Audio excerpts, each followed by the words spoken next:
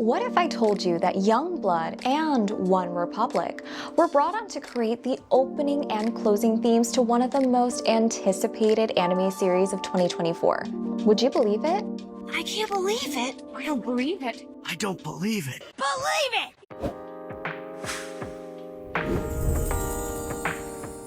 When the news broke earlier this year, some anime fans were blindsided by the magnitude of having two Western pop rock artists contributing significant components to Kaiju No. 8, which was released earlier this spring and just finished airing. And if you haven't seen Kaiju No. 8 yet, I'm not gonna judge, but I'll give you the rundown. This anime centers around Kafka, a man who dreams of joining the defense force to fight kaiju, which are these giant monsters, but ends up in the cleanup crew instead. His life takes a dramatic turn when he gains the ability to transform into a kaiju himself. This series blends action, humor, and heartfelt moments as Kafka navigates his new powers and the responsibilities they bring. Now that we are up to speed, I think that we can all agree that the opening and closing songs are indeed significant parts of any anime, and that's because of the distinct fact that such tracks are integral to the storytelling method. Think about Inuyasha's first opening theme. It contained the reoccurring refrain declaring it's Wonderland, set against images that unveil the story's fantastical world. A world Kagome enters through the well, much like Alice descending into Wonderland. Or even consider the fact that the opening tune for Attack on Titan carries the feel of a national anthem, and how that furthers the contextualization of the show's plot and evokes residual feelings in the viewer. So this lends a lot of insight into how big this news really was regarding Kaiju No. 8. Of course, it's not entirely uncommon that a song from a Western artist is included in an anime's opening or closing, but to have two Western artists included in both an anime's opening and closing is practically unheard of, not to mention the name recognition associated with it and the current trajectory for anime's global rise. Much of the integration of Western music in anime began in the 1990s. In 1995, Neon Genesis Evangelion utilized a classic American song for its closing sequence. Fly Me to the Moon was composed in 1954 by Bart Howard, and as many know, was made popular by Frank Sinatra in '64. Notably, that version of the song was played on a portable cassette player during the Apollo 10 mission, which orbited the moon and served as a dress rehearsal for Apollo 11, the endeavor that resulted in humanity's first steps on the moon. Whether you believe in the moon landing or consider it your favorite Stanley Kubrick film, that alone explains how effortlessly this song choice fuses with the sci-fi world of Neon Genesis Evangelion. Unlike the name recognition surrounding the musical artist in Kaiju No. 8's themes, none of the versions used by Evangelion were the Sinatra rendition. And you may know that when Netflix added the series to their platform in 2019, they couldn't include Fly Me to the Moon due to licensing issues. Though it wasn't the renowned version of Sinatra's croons, the omission of the song from Netflix's release of Evangelion sparked considerable outreach among fans, underscoring the deep emotional connection and significant cultural impact that this song had established within the anime community. In a similar tone, other anime utilized the aura of Western culture's recent past. Cowboy Bebop, a show that saturated in American themes, used the famous jazz tune Tank for its opening credits. JoJo's Bizarre Adventure used Yes's Roundabout and the Bangles' Walk Like an Egyptian for various seasons' closing credits. And more recently, The Great Pretender has a Freddie Mercury song accompanying its closing. Still, there are examples that are closer in relation to the recent news due to their relevance to current cultural knowledge. In 1998, series Serial Experiments Lain used the song Duvet by Boa. Hanada Shonen Shi, released in 2002, made use of a Backstreet Boys song. Ergo Proxy from 2006 used a song by Radiohead. 2009's Eden of the East had its opening sequence roll alongside an Oasis song.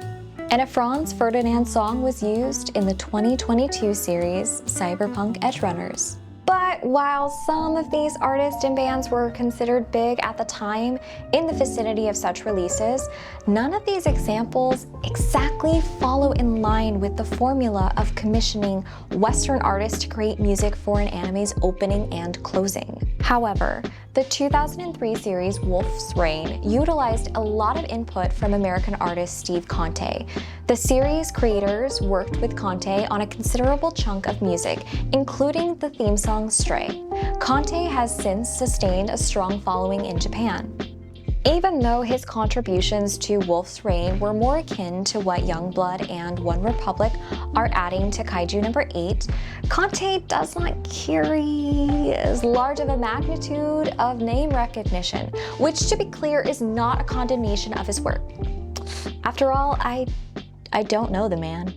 I hate to say it, I hope I don't sound ridiculous. I don't know who this man is. I mean, he could be walking down the street, I wouldn't know a thing. Sorry to this man. That's again why the news surrounding Kaiju No. 8 is so novel. It's coming around high tide, so to speak. What I mean is the growth of anime's predominance globally. The estimated global value of the anime industry stood between $21 and $26 billion in 2022, and we're talking American dollars. Estimates for 2023 range much closer to $30 billion, and the forecasted value for 2030 sits in the range of $50 billion. Outside of Asia, North America and Europe are the largest drivers of this growth. Much of this is due to both the widening access to titles on streaming services and the lockdown period, which was a time when many people were at home, consuming media, and likely willing to try something new. It made for a surge in popularity. According to World Metrics, viewership of anime feature films rose 13% in 2019 in US households. Toonami boosted its viewership to 50% in 2020, and US viewers led an increase in Crunchyroll subscriptions in 2021. Not long before the merger with Funimation. Not only do Western regions of the globe consume more anime and are projected to do more and more as time goes on, but one also has to remember that the US is home to the largest media market in the world. So there's proven to be tremendous upside in the West, particularly in the US, which would largely explain why American viewers who may not even be fans of anime are exposed to the culture in advertising as well as merchandising. For instance, in 2023, Nissan released a 4-hour-long ad online based on hours-long lo-fi videos, which utilize the aesthetics of anime. The NBA collaborated with Hyperfly, Toho Animation, and Crunchyroll to launch a line of My Hero Academia-themed merchandise, so fans could rep their team as well as their taste in anime. And I must admit that I even considered getting that myself, but I didn't know if I wanted the Celtics or the Warriors. I still don't know, so I didn't buy anything. I don't know why I felt like you guys needed to know that, but now you know. It's a slow drip from anime into the culture, but a steady one, and it's trickled for a while now, and it's really revved up in recent years, riding on the back of anime's vast and compelling appeal. What about the other way around? What if the same thing was happening, but in reverse? One of the things that pops up when considering the news about YungBlud and OneRepublic is that it feels like a considerable part of the rationale for bringing them aboard Kaiju No. 8 is the notion that one growing global fanbase could collide with the likes of two other fanbases. According to their respective Spotify pages, YungBlud has 2.3 million followers and averages about 7.7 million monthly listeners. OneRepublic has over 17 million followers and averages about 59.3 million viewers per month. And that's just for one music streaming service alone. And don't be mistaken, the two artists' fan bases span across the globe. YungBlud's top listenership markets are London, England, and 3 of Australia's biggest urban areas, Sydney, Melbourne, and Brisbane. OneRepublic, on the other hand, commands the most listenership in the following markets: London, England, Sydney, Australia, Paris, France, Amsterdam, Netherlands, and São Paulo, Brazil. Outside of the US, which may not need much of a surge in viewership just given how the last 4 or 5 years have gone, but both artists stand to potentially expose millions of others from around the Western world to Kaiju No. 8, and possibly the greater world of anime and what it has to offer. Furthermore, OneRepublic has some notable reach to South America via Brazilian listenership. Though YungBlud's top 5 markets for streaming listenership doesn't include a South American country, the British artist has toured the continent as recently as 2023. YungBlud has also performed multiple times a little further north in Mexico. I know I just threw a lot at you, but in a nutshell, YungBlud and OneRepublic have diverse followings globally, so they make for excellent conduits to theoretically connect a variety of substantial groups of newcomers to anime. Alternatively, it shows that appealing to or utilizing Western media could be a predominant way to create a splash that ripples to the furthest reaches of the globe. And that's great, right? Of course, one way of looking at it is that this is an expansion of the art form in a medium that we all love. And for some, it probably stands to reason that if they like something a lot, they want others to experience that same invigoration and passion as well. Plus, a further expansion of anime's popularity through collaborations such as the one we're talking about with Kaiju No. 8, it could reasonably open up doorways for refreshing takes on anime. However, there is an entirely other way of looking at things. At the same time, anime is a very particular form of visual entertainment. It's got a vast array of themes, styles, and settings like anything, but it is not a cartoon, and it's not just some television show, you know? It's a specific thing that's hitched so closely with Japanese culture. So, one has to wonder, what an influx of new fans from around the world and catering to them may do to such a clearly defined art form, especially if they're brought to it through indirect means. It's hard for me to formulate and rest on such pessimistic views, especially at this point in time, and there is no explicit reason to verge on partaking in the act of gatekeeping or anything like that. Even still, it would not be new fans so much as outside motives that could be the biggest threat to diluting such a distilled medium as anime. After all, we're talking about big news surrounding the production of opening and closing themes for an anime, and despite the anime industry's growth, it's fascinating to examine the breakdown of the industry's market size and how it relates to the matter. As pointed out in their findings of the industry, Carlos Viejo Bueno, a creative strategist and content producer, illustrated that breakdown of their findings using a pie chart from the Grand View research. As you can see, the music sliver is the smallest of all the subcategories of anime market share. In other words, it's the area most in need of growth, which could illuminate different ways of thinking about the news of Kaiju No. 8. There is a growing new format for music to spread, and anime songs do happen to serve as a good model for how music is popularized in this day and age. That format? Think back a few years ago. Remember the explosion of notoriety that surrounded Lil Nas X's Old Town Road? Of course you do. That song practically defined a whole era in most of our lives, whether you wanted it to or not, and it all started on TikTok. It was that song that served as the backing track to so many trending videos at that time on the app, which all culture seems to flow from these days. Only 4 months after that did Lil Nas X receive a deal from Columbia Records, and subsequently see his track ride straight to the top of the Billboard Hot 100. Heck, it's TikTok where not only new songs rise to prominence, but even older songs too.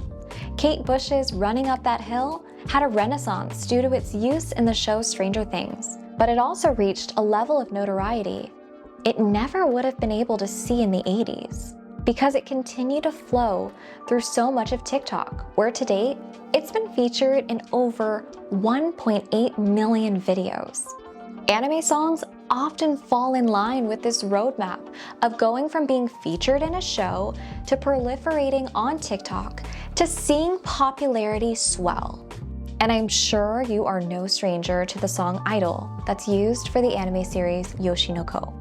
The song's instant popularity in Japan coincided with its heavy use on TikTok, which was aided by the frequent use of choreography that was inspired by the series. And an English edition of the song quickly reached to the top 10 of the Billboard global charts. And like Idol, many other songs from anime have seen a similar success over the last 4 years or so. From there, the success often blossoms further with the help of streaming services, particularly Spotify, which helps sustains the notoriety of such songs by including them in various playlists dedicated to music from anime. The success of anime globally, it seems, only opens more doors for deriving profit from music. In other words, there's a whole new way to increase profits from a song. First, you create something that can penetrate a culture, such as making a song the theme of a good anime. Second, once inside, the song flows through the multitude of rivers that is TikTok or Instagram, which is a breadbasket of anime content ranging from cosplay to commentary. And third, the record continues to spin with plays from Spotify playlists that subject the track to millions of followers and listeners. There is a formula that works and appears to be getting stronger. Could the philosophy behind commissioning YungBlud and OneRepublic for Kaiju No. 8 be tied to this formula? Could injecting Western artists into the formula be a large reason for its growing success? Who knows? But if so, that's fine. I mean, it is a business after all. What do you expect? However, if this is indeed the case, that would indicate a possible grand motive that would inch closer to seeking to sustain growth and possibly drift ever so slightly from promoting good anime. What could such motives concerning profit and market growth, coming from a number of different directions due to such a refined art form? And what could happen if an influx of new fans were brought in on such a specific and novel wave of appeal? Again, it's difficult to settle on a conclusion, and this collaboration with YungBlud and OneRepublic won't signal things going one way or another. Simply put, it's not easy to sit by and think with pure optimism, but it is too early to assume the worst. At the end of the day, it's vital to start a conversation about the growth of anime, the expansion of its notoriety and reach, and the possible directions the art form could head in. In essence, there is an inevitable nature to its proliferation across the world. But what that does to anime itself remains to be seen. So talking about it and formulating a thoughtful discourse seems like the best way to continue fostering that growth, while preserving that specific framework that makes anime, anime. If you've made it this far, thank you so much for watching. And if you found the discussion on the blend of Western music with anime to be intriguing, I would love to know your thoughts. And if you enjoyed the video and want to be a part of future discussions, please hit that like button and subscribe to the channel. I'll see you all next time. Bye!